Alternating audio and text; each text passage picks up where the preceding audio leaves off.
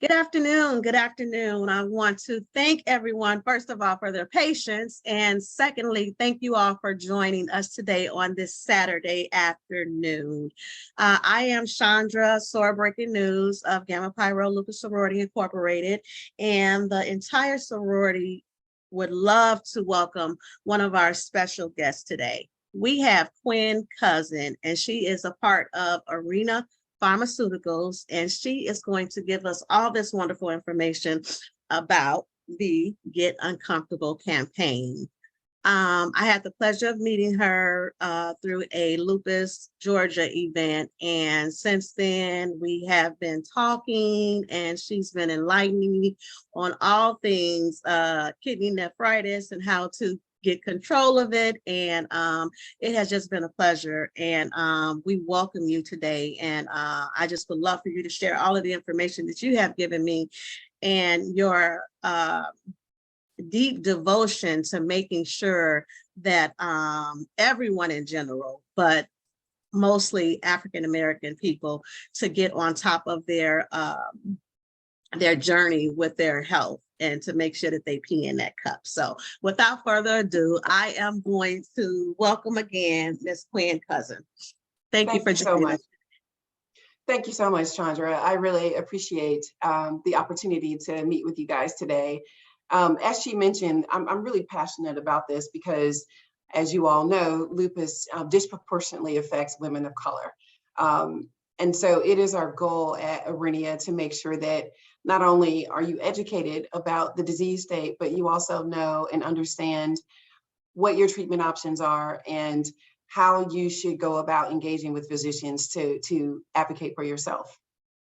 So without further ado, I am going to share my screen. And you guys probably are aware that we have engaged with Tony Braxton. Let me know if you guys can see my screen. Let's see if I can go into full view. Yes. Can everyone see my screen? Okay, perfect. Oh, shoot. Well, hang on, I'm sorry.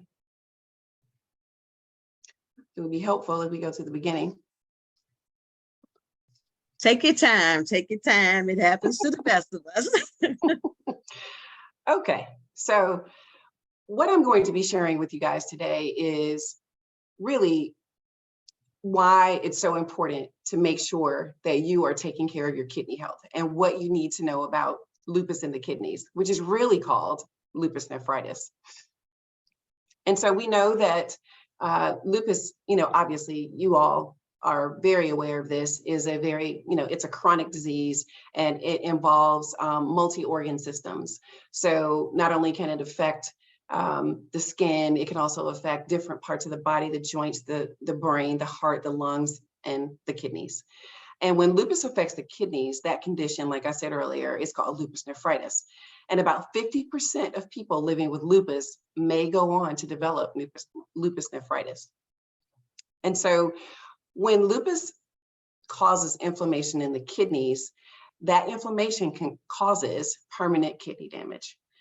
The kidneys cannot function properly to remove waste from the blood and control the amount of fluids in the body. Lupus nephritis can create very serious health problems and can cause permanent kidney damage. It can even lead to kidney failure, which may lead to dialysis and or a transplant, which is what we're trying to avoid. So lupus nephritis is not as uncommon as people think. There are about 100,000 people in the United States currently diagnosed and living with lupus nephritis in the United States. And 1 in 3 people are diagnosed at their time of their lupus diagnosis as well. Lupus predominantly affects women, but it also affects men. And when it does affect men, it typically is a more severe form of the disease. In the United States, racial and ethnic minorities are the majority of people who, and non-whites, who develop lupus. There's a 4 times higher incidence for people of African and Asian descent, and a 2 times higher incidence for people who are Hispanic or Native Americans. Some uncomfortable facts about lupus nephritis is that, like I said earlier, 1 in 3 people living with lupus nephritis will go ahead and go on to experience kidney failure. The guidelines, however, the EULAR guidelines recommend that patients with or people living with lupus should get their kidneys checked at least every 3 months to help you closely monitor your health with your physicians. Because unfortunately, the risk of death is 3 times greater with people living with lupus nephritis than people living without kidney involvement. Some of the complications that can lead to lupus nephritis are increased blood pressure. So what does that look like? So that looks like if you have a blood pressure that has been, your normal of, let's say, 120 over 80, which is, a perfect blood pressure. Then all of a sudden it spikes up to 130 over 90. Even though that's low, high, normal, that's a big jump for you. And so that's an indication that there may be something going on with your kidneys. Chronic kidney disease can occur, and that can then lead to lupus nephritis. There also can be cardiovascular complications, including a higher risk of having a heart attack. Kidney failure is also known as end-stage kidney disease. But here's the positive point about all of this, is that really, if we catch this disease early, we can actually prevent kidney damage, and we can prevent end-stage renal disease, which is why I'm so passionate about making sure that everyone has this information. So what are some of the signs and symptoms? Unusual swelling in the ankles and feet. So let's say, for example, in the wintertime or any time that you wear socks, you may get a ring around your ankles. In the morning, that ring should be gone. And if it's not gone, then that means that you are retaining fluid inappropriately. Again, the increase in blood pressure. And one of the most common things that we see that we may ignore, because maybe you're not taking a look, or it's just what you consider your normal, is sudsy, frothy urine. So what does that look like? If you ever beat an egg white and before it becomes this nice white fluffy substance, it actually bubbles up. That's what it looks like when you are urinating protein in your urine. So what is your doctor looking for in a urinalysis? So they're looking for the leakage of protein in the urine, which is a condition called proteinuria. And the reason why I'm going to go over some of these words and verbiage is so that when you're talking to your doctor and they're using these words, you know what they mean. So leakage of blood into the urine is a condition known as hematuria. And then if you could have an electrolyte imbalance. You could also have a decrease in your GFR, which is how your kidneys filter blood and cleanse the blood that comes into your kidneys. An increase in your creatinine levels is also an indication. And then inflammation and scarring in the kidneys, which is normally confirmed through a kidney biopsy. So again, in order to make sure that you are not at risk or you don't have already lupus nephritis, you have to have urinalysis. And this is obviously this is the peeing in the cup that this campaign really is talking about, because this is the simplest and most inexpensive way to determine whether or not there is protein in your urine. There are also blood tests that will be drawn to take a look at your creatinine levels as well. And then, of course, no one really wants to have a kidney biopsy, but to have confirmation as well as a staging of the protein in your urine, which has caused you to have lupus nephritis, then we need a kidney biopsy for confirmation. So what should you know about your numbers? What should you know about your labs? What you should know is that there should be no more than 0.5 grams of protein spilled in your urine. When you go to your doctor once every 3 months and get it checked, it should be no more than that. Anything higher than that means that you are actually damaging your kidneys, unfortunately. And so even though this disease is asymptomatic, going to the doctor and getting these, typically asymptomatic, going to the doctor and getting tested will help ensure that this disease does not get out of control. Even if you feel well, you still need to go to the doctor every 3 months to have your urine checked. So we know that, these are some uncomfortable facts, and that, the daily struggles of dealing with a disease like lupus and lupus nephritis can feel like a full-time job, and we're keenly aware of that. And we did a study where we looked at patients living with lupus during the pandemic. And what we saw was pretty alarming, as you all are very aware. because of the healthcare crisis that this country was in, to no fault of people living with chronic diseases, appointments were missed or canceled. People were not able to get their routine labs done. And so we saw a spike in lupus nephritis cases during that time frame. So even though the disease may be elusive, it's very important, again, that we make sure that we don't let this disease progress, because sometimes it can be unnoticeable until it is in the severe stages and it may be too late. So what is the goal? What we want to do, which is what I'm trying to do on this call, is to encourage people living with lupus and lupus nephritis to visit their doctor and engage in routine labs and engage in discussions with your physicians about what your numbers should be. And I know I've heard from quite a few people who are living with lupus, because I get the opportunity to travel around the country and talk to different people. And most people are unaware of what those numbers should be. And they feel as if their doctors are not really listening to them and engaging with them. So we have some tools and some assets that can help with that as well, to, to figure out what should those conversations look like.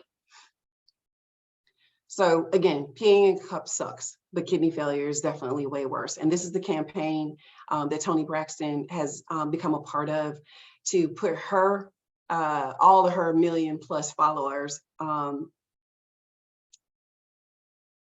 notice, if you will, about lupus nephritis and lupus, and making sure that if we conduct the proper steps to make sure that we do not have lupus nephritis, that living a normal life or more normal life is possible. So what we want to encourage is for people to be your own best advocate.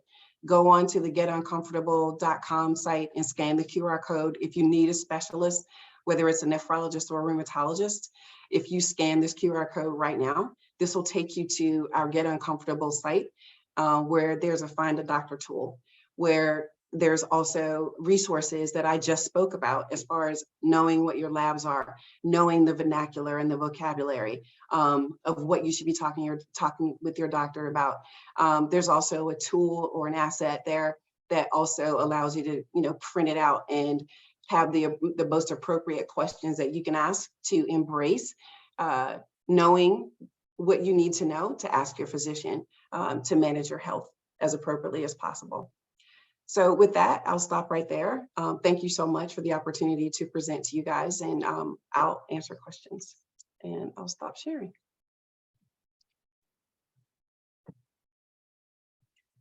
So do we have any questions, any thoughts? Thank you so much for that information. You hear it all the time with us having lupus, and that we need to take care of our kidneys. But sometimes just to have it broke down, the way you did was greatly appreciative, and in so many words, layman's terms, so that people who aren't familiar with the vernacular, that it is more effective when they do see their doctors. So thank you for that. You're welcome. Thank you for that. I want to ask if anybody would like to share if they have kidney lupus nephritis. Is there anyone on here that suffers from that?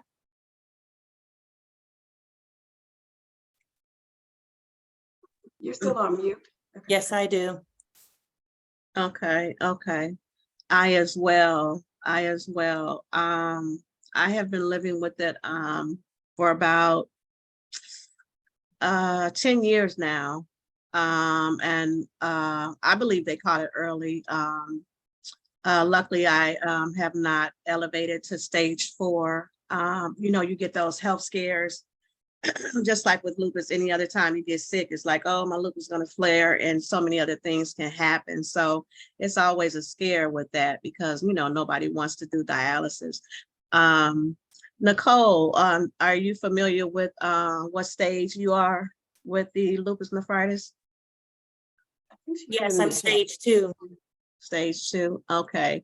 And so they caught it early as well. And the reason why I'm asking, not to just be nosy, but Aurinia Pharmaceuticals, Quinn, you guys have a medication that helps with that? We do. So I'm on the non-branded disease state side of things, but I will tell you guys that not only do we have a drug that actually helps with lupus nephritis and actually brings most people down to normal levels in about 30 days, as opposed to, some of the other older drugs that are out there that physicians may be using. And what my goal is, and GSK actually has been listed, it's not been proven to be as effective in lupus nephritis for African Americans. It works really well in reducing symptoms for lupus, but not necessarily lupus nephritis at higher stages, if you will, stages 3 and 4. But if caught early, Benlysta works fine. And then, of course, there's Safnello that is indicated for lupus, as well as they're seeking an indication for lupus nephritis. My daughter's best friend is the reason why I joined Aurinia, is because she is 22 years old and she has lupus, and she also has lupus nephritis. And when Aurinia approached me about joining this organization, I first said no, because I was completely comfortable working at AstraZeneca, who has Safnello. And what I found is that we needed to have a bigger voice. We needed more women of color presenting information to women of color. And so there's a trust factor, from a clinical trial perspective, from a using new medications perspective. Really, there's been such a lack of information, and then some of the information that's disseminated online is not correct. That I felt like it was important for me not only to help my child's best friend, but her mom at the time was diagnosed with stage 4 colon cancer, and she recently passed away. So I knew that when she was diagnosed, that I was going to have to take on the responsibility of making sure that, she took care of her health and she took care of her kidneys. So this is near and dear to me, and which is why I'm so passionate about it. And I just want to encourage you guys to make sure you ask physicians for all your treatment options. Don't just settle for older treatment options that, a lot of people have come up to me at different functions and said, hey, I'm on, a cancer drug. And I always tell people that drugs have multiple indications most of the time. Just because it's approved for cancer in the beginning doesn't mean it can't work for another disease state, as long as they do the clinical trials to prove that it works in that space. So I wouldn't be bogged down by the category of the drug. I would more focus on, is it working, and is it making you better? And if it's not, the thing about the drug treatment options that are out there now is that if a doctor waits, if you're diagnosed with lupus nephritis and a doctor waits 6 months to see whether or not XYZ drug is working for you, you are losing nephrons for 6 months and you can't get them back. There is no treatment option that will reverse that. So I would just highly encourage you to just pee in the cup. We know it sucks. I have to pee in the cup as well. If you do that every 3 months, then what we do know now is that with the treatment options out there, that is not the scary, big, bad, nasty disease that it has been in the past, because there are treatment options out there that do work and work really well and keep people out of dialysis chairs, which is my goal. I do not want to see us in dialysis chairs.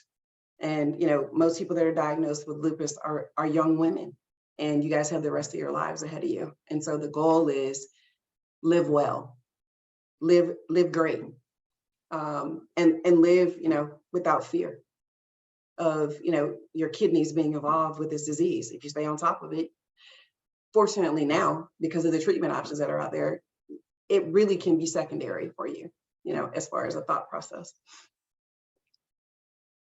Thank you for sharing that. And that's what made me so connected with you. Like I said earlier, when I met her, it was at a lupus function and they had drug reps there and everything. She's not a drug rep, but she does work with Aurinia. And when she was speaking to me, she wasn't speaking to me as somebody who worked for a pharmaceutical company. She spoke to me as if she genuinely, not knowing me, but genuinely wanted me to do better and to find better options for my health. And that just kind of stuck with me because it was like, you know, it actually touched me. And that was what made me say, you know, Chandra, do better. Cause I'm like, oh, I've been on this medication. I'm what I'd say earlier. I've been, you know, third stage. I've been living with this disease for quite some time. And, you know, I have my scares, but I'm stable in a sense. But when you spoke to me, it was like, okay, stop listening to the doctors, you know, saying, okay, this is working, let this be, but don't wait until you have to do dialysis. Be progressive about it and make sure that you don't have to do it. So I greatly appreciate that. And I try and share that story with everyone that I can about how passionate you are about helping people. And it's not, this is my job. You wholeheartedly want to make sure that we are living our best lives. So pee in a cup. So pee in a cup. I'm going to look into the chat and see the messages. Nicole said, thank you, Miss Quinn. LaRonda said, hello. So yeah, I was having trouble with the technology as always. But yeah, we worked it all out. Shanjay said hand clap. Nicole also mentioned that Plaquenil was hard to get during the height of the pandemic, which it was. There was so much controversy about that medication. And people saying that it was helping COVID and all of that. Right, and it actually didn't. Well, that was a whole nother situation. But yeah, she said stage 2, 10 years as well. Let's see. She also said the connection regarding your daughter's best friend. It makes patients comfortable. Excuse me. Appearing. Sorry, I can't see. Appearing. That was a mistake, Sandra. It's supposed to be approaching. Okay. There you go. Okay. But that makes a big difference. And yeah, like I said earlier, that terminology that you broke down and, you know, just making it, you know, because we usually let the doctors come in there and they tell us what they want to say. And then, you know, okay, we'll do this, we'll do that. But we really, just like with lupus, we have to be our own advocates for our own disease. So. Yeah, so I have a question for everyone is, do you guys know, well, first of all, let me back up. Are you guys getting your urine checked every 3 months? And you guys can unmute yourself. Okay, I have Yes, my hand up to raise a question. I meant to have a question. Good morning. Well, I guess good afternoon now because it is 12 o'clock over here. Okay. I am new to lupus still. I was diagnosed in 2020, so actually during the pandemic. Still learning a lot about it. I do get my urine checked every 3 months. And one thing that's concerning, I guess, for me is that every time I get it checked, there's protein in it, which is not something that used to occur. And I'm always kind of, I guess, a little panicky about it and asking my rheumatologist, like, you know, is it okay? I'm watching certain numbers go up. I'm watching the, forgive me if I don't say it right, but it's what the creatinine or okay. So I'm always seeing that number go higher and higher. And so for me, sometimes I kind of battle between like, okay, are you going to wait until it's bad and then tell me like, oh, okay, now we need to do something? I've asked her, I wasn't always good with drinking water, so I am definitely doing better with that.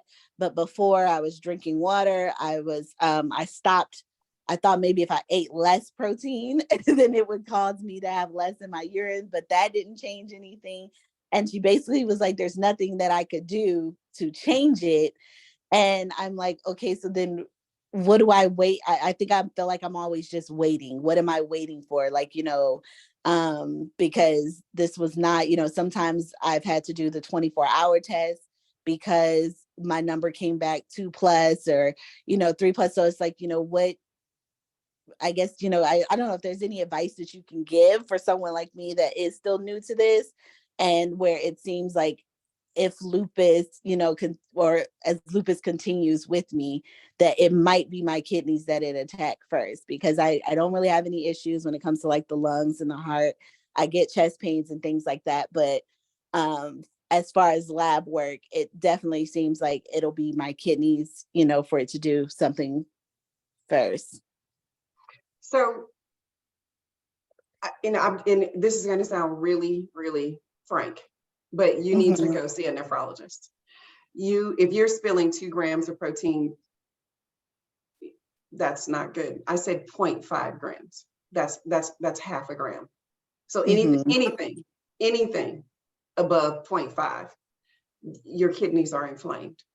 And there is no food that you can take out that is going to change that, because it's inflammation in your kidneys. So now about the grams, how do I find out if it's the gram? I guess because when I'm doing that urine test and I see those numbers in the positive, what does that number represent? Because a lot of times my labs are not broken down to me as well. So I just see it flat, like it's flashing red, and it'll say 1+, 2+. My most recent was 2+. But is that the grams, or like what is that? It's 2 grams. It's 2 grams of protein. So what I want you to do is I'm going to put this QR code back up, or you can go to www.getuncomfortable.com. And I want you to go to a nephrologist. You need to make an appointment with a nephrologist. And these nephrologists that are on this site, just put in your zip code, and it doesn't matter what insurance you have, it's commercial or Medicare or Medicaid. And you need to go see a nephrologist, and you need to take a picture of your labs, ask the doctor, the rheumatologist. You can ask the rheumatologist to refer you to a nephrologist, but just being transparent with you, she is waiting. Your kidneys are perculating, and she's waiting for what, I don't know. I'm just that was my concern. Yeah, I'm like, are we? And I've asked her that before. Like, are you gonna stop it before it? And what did she say? That she's like, oh, I'm watching you. I'm. This is why we're doing this, and I'm making sure you're gonna be okay. And so I'm like, okay, but I'm like, no, oh man, no, ma'am. Okay, no, absolutely not. See, this is what I'm talking about right here. Wow. This is the problem, is that right now, we can stop this disease in its tracks. So you have to go see a nephrologist. One that I want you to print out the questions that are on the website that I want you to be prepared to ask the doctor whenever, for everyone on the call. Force these doctors, this is your body, these are your labs. Do not let them run in and run out in 15 minutes and tell you that, oh, what's in the red is a new normal. That's a lie. Okay. Yeah, she tells me that my normal will never look like the actual normal. So don't be alarmed. No, ma'am. Okay. No, ma'am. Okay. No, ma'am. Okay. No. That's why we're doing this campaign. This is why I'm doing this on 3:00 on a Saturday. And I will talk to you. I appreciate you. Thank you so much for this. My mom is actually standing here with me as we're doing the lupus walk later with Colors of Lupus Nevada. But I'm gonna put my number in the chat, and I can make some, there's some, because you guys can call me. I'll be happy to talk to you guys offline. So I'm gonna put my phone number in the chat. You can text me, and then because I do have my numbers, so unknown callers get blocked. But if you text me, you won't get blocked. Okay. I didn't want to interrupt you because I know how passionate you get. So I was letting you go ahead and take care of it. There's a young lady waiting to get into the room. Is it possible you could check and see? I believe you still have control of the thing. Oh, do I? Yes, Kendra. I see her. Okay. Yep. Kendra, this is what I'm saying. When I spoke with her and said, hey, and got into the conversation, I was, it really inspired me. And it wasn't like I said, it wasn't a person working for a company. It was like your mama, like, okay, now this is what we, and it was like, I just tell y'all, we cannot, This is not this is not an option, because she's not. This is exactly why I tell all my friends they gave the wrong person the microphone, because No, they gave the right person the microphone. well, if not if they don't want, because Well, my my mom. goal is to, like, I was at the Lupus walk in Atlanta, Georgia, and there were 5,500 people there, and they let me get on stage. I'm like, if y'all listen, don't give me the microphone now, because these are our kidneys. We should not be funding dialysis chairs, period. Right. Man. Let's not fund dialysis chairs at 20 and 30 and 40 years old. There's a 10-year lifespan of dialysis and a 10-year lifespan of a kidney. Make these doctors save your native kidneys. And if they don't, get another doctor. They work for you. This is true. This is true. I'm gonna take a picture. Damn. I always have to document. Thank you for sharing that, Kendra. Yeah, thank you guys for. No, thank you guys for this. This is, like I said, I'm still a newbie in it, even though it's been a few years, but like I came out in the pandemic. So I'm always trying to read and research exactly what all this disease is about. And it took, 6 years for me to even get a diagnosis. So dealing with different symptoms. And so any information I can learn, I'm always willing to hear people's stories with lupus and just what they went through, and just to see if it's any of the things, because sometimes I'm over here, I'm like, I don't know if it's lupus or it's the flu, or it's what, I don't know what it is. And just to find out that how much it, just it does, and the things we get from it, it's always eye-opening. So I appreciate these forums where we can talk and I can learn information. It's very helpful.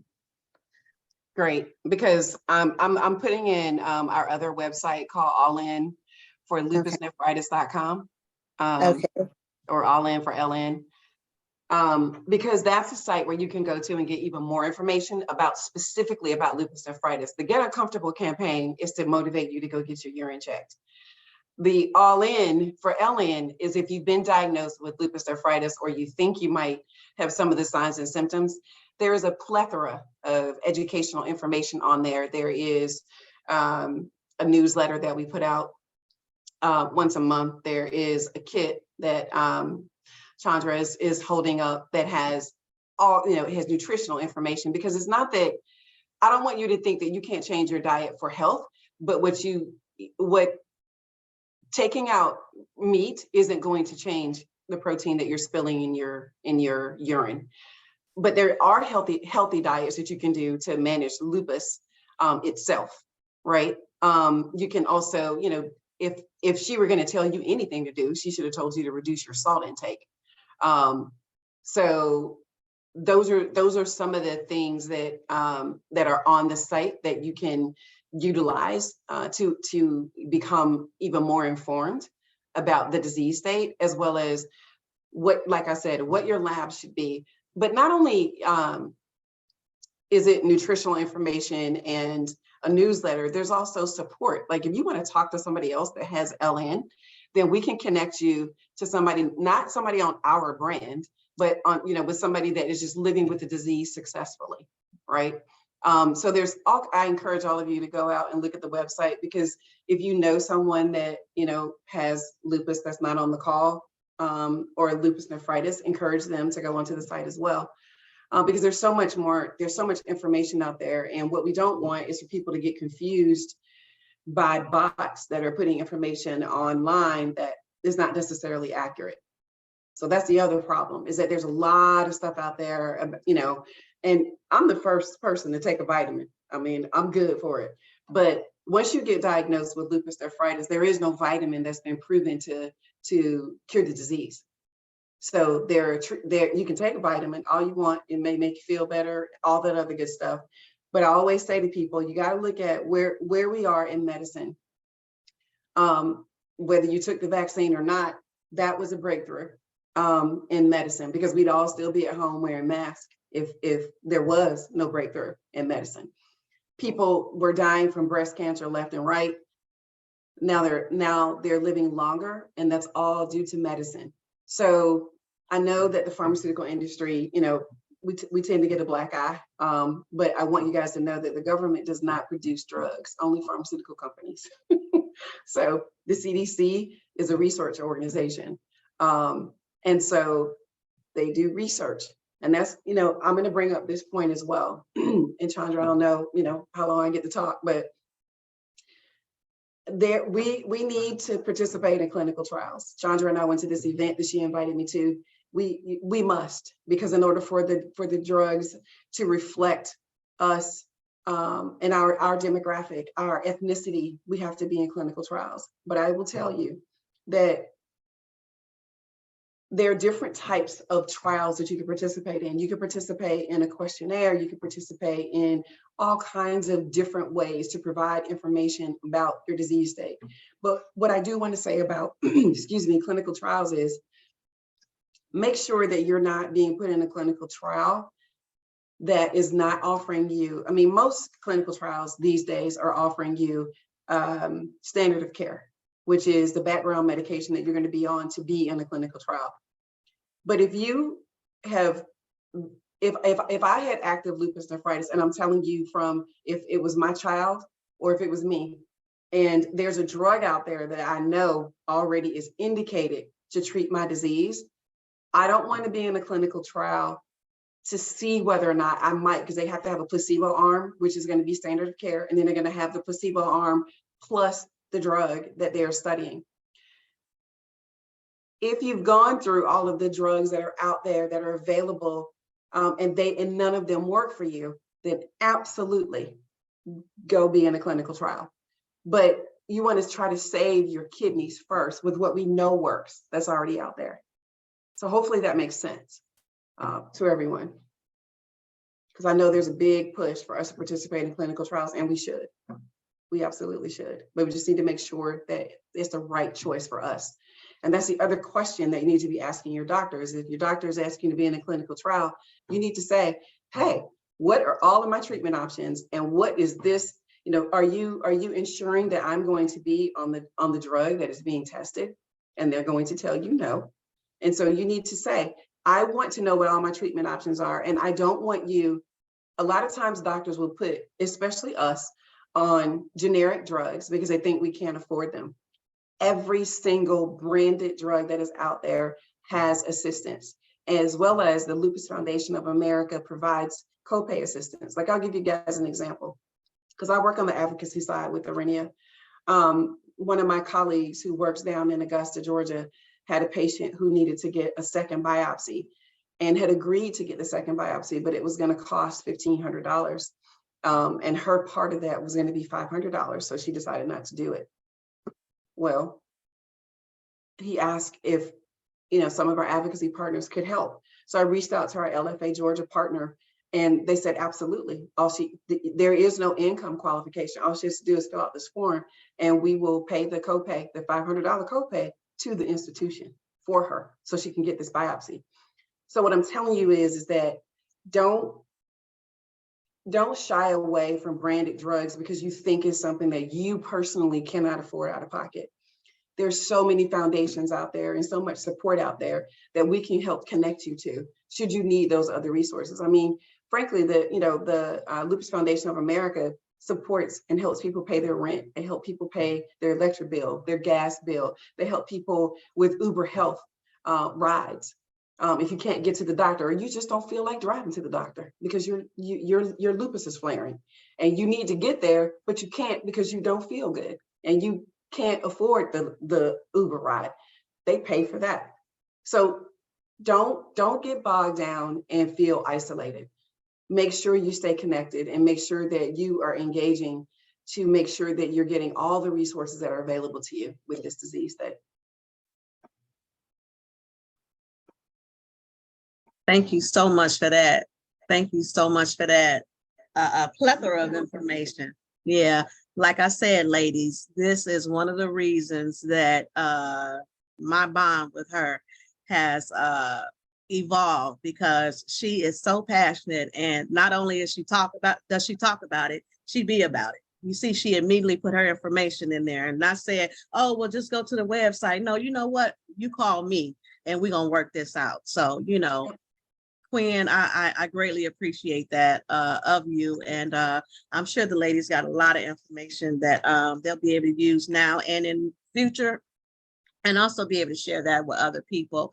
You brought up how the Lupus Foundation of America helps out. And I'm glad you shared that because a lot of people, well, I won't say a lot of people because I don't know a lot of people, but so many people that I speak with, it's always, well, we give so much to Lupus Foundation of America, and what are they, actually doing with the money? So to hear you say how that situation turned out and how they were able to help, it was good to hear that, and I'm glad you shared that information as well.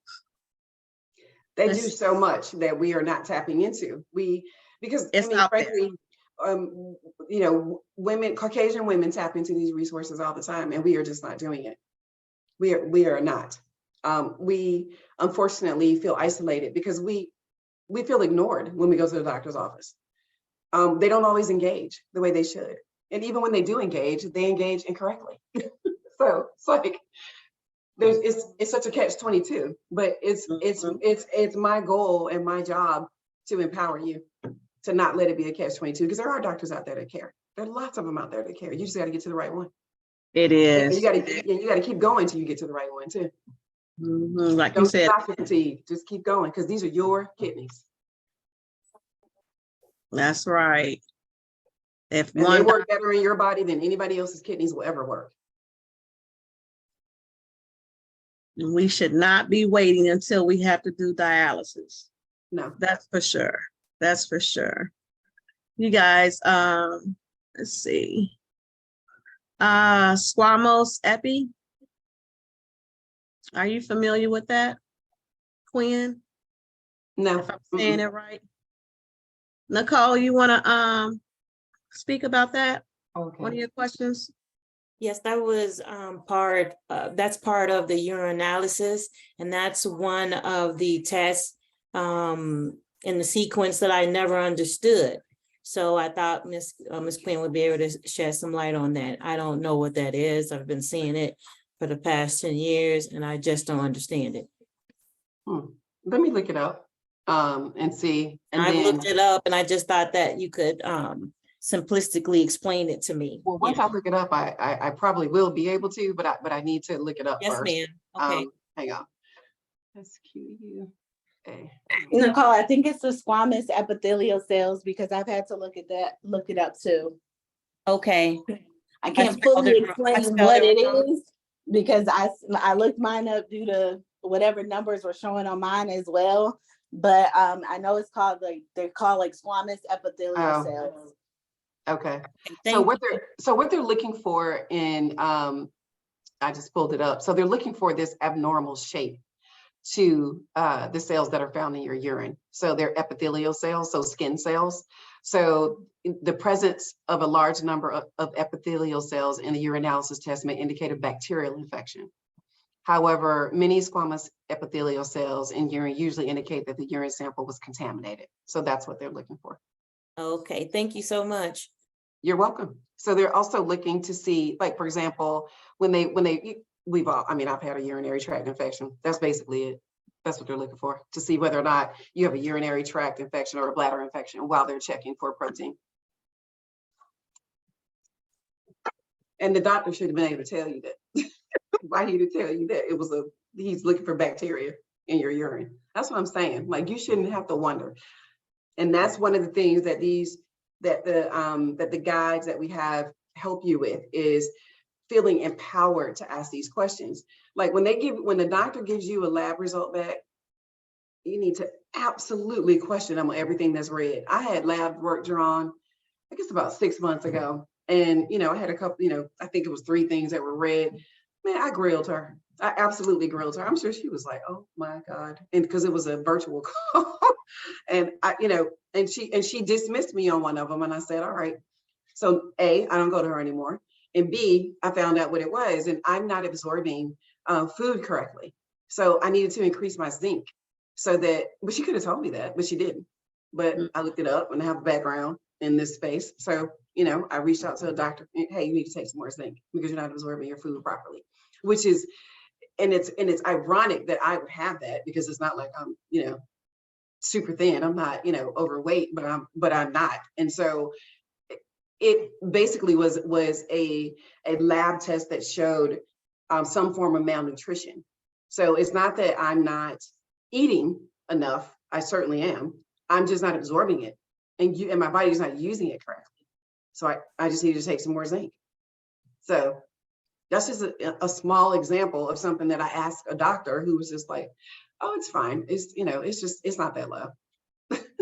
And a lot of times they still practice and they really don't know. That's why it's so important to see not only physicians that listen to you, but ones that really try and help people with what's happening to, because you can see a rheumatologist all day long, but try and find a rheumatologist that really specialized and works with lupus patients so that they're more familiar with it and they'll have more information to give you, because a lot of times they don't be knowing what they be talking about anyway. That's why when you ask them questions, they be like, oh, well, no, that's this and that. So, you know, we just definitely have to be advocates for ourselves. Yeah, and they don't want to admit that they don't know. That's the thing.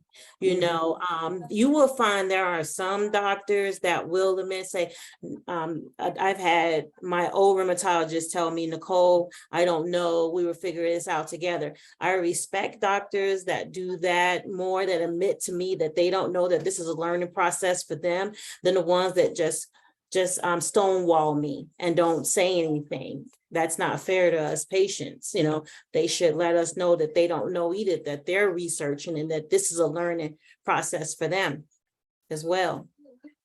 Exactly. Yeah, I mean, you guys, a lot of doctors that are rheumatologists, you know, obviously lupus should fall under, you know, in this space, because it's a, you know, an immunology drug. Immunology disease or immune system disease, but that doesn't mean they specialize in it.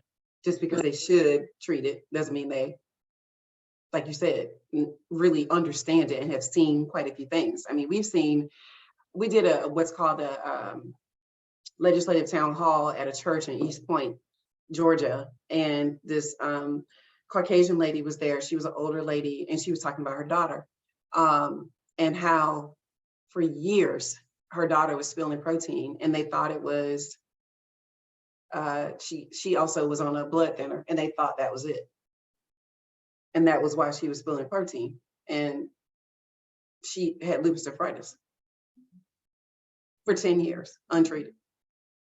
So it's not just happening to us. She was going to 3 specialists. Oh, wow.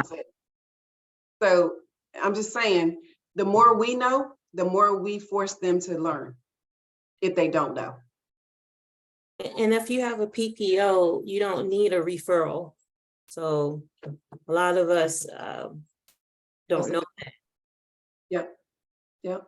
You don't have to wait. Please don't wait. Mm-hmm. And soon, you guys, Aurinia is trying to figure out how we could ship people urinalysis with those all-in kits, so that you can test your own urine at home. They have some on Amazon, but you know, I'm not sure I trust that. But and you can always just go to a lab. That's the other thing. You don't have to go to the doctor. You can go to one of these, you know, freestanding labs and ask them to do a lab test for proteinuria, and they can do it. And you can take those results, or you can have them send those results to your doctor. Everybody's connected through an EMR platform, which is the my app. Well, it's the computer that the doctors use. They're all connected now. And you know, the systems are Epic or Cerner or whatever, but they can get it. They can get the information to them electronically. So electronic medical records is what an EMR is. And so, you know, if you see a doctor walking around with a paper folder, run. Because he is not up to date. He's still on paper. Doctors aren't on paper anymore. They should be able to link all your doctors should be able to link everything that's happening to you together, so that they can form a doctor bubble around you.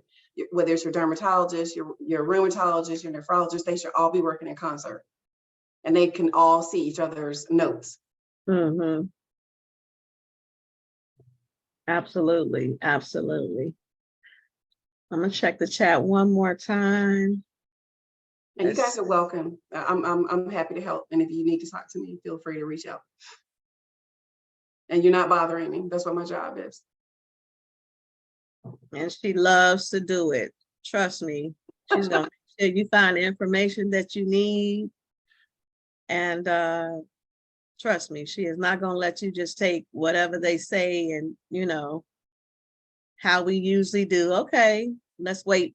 Let's just wait. No, let's be more proactive. So, but yeah, you guys go on. I just said, let's not wait. Yeah, and you guys can go to the website as well. She has all the information in the chat. Any more questions before we close it out?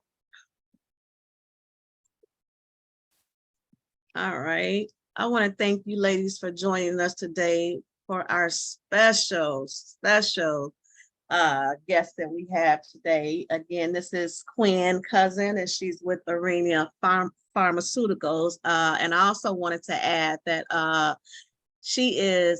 they are a sponsor of ours. So they have gracefully decided to help us with our engagements this year. So I just wanted, while we had her on the line, to give her a round of applause from us for helping us get that ball rolling. So thank you, Quinn. On behalf of Gamma Pi Rho Lupus Sorority Incorporated.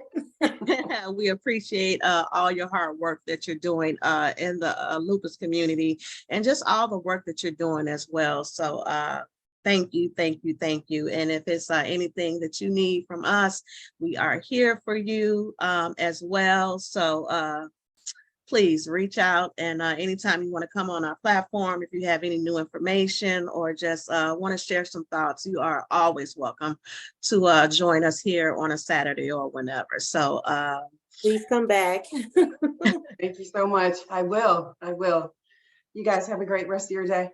All righty, and we will see you soon. Oh, let's get a photo real quick so we can post this online. On the count of 3, 1, 2, 3. And one more, 1, 2, 3. Look at little Shanjay coming in with her beach hat on. That's my daughter, Quinn. So pretty. Yeah, but thank you so much. And yes, please send the recording so I can download it and upload it and let everybody see the conversation that we had today that was not able to get on. You guys have a wonderful weekend and stay encouraged and get tested, pee in that cup, and stay proactive about your health. Thank you guys. Thank you. Thank you. Thank you.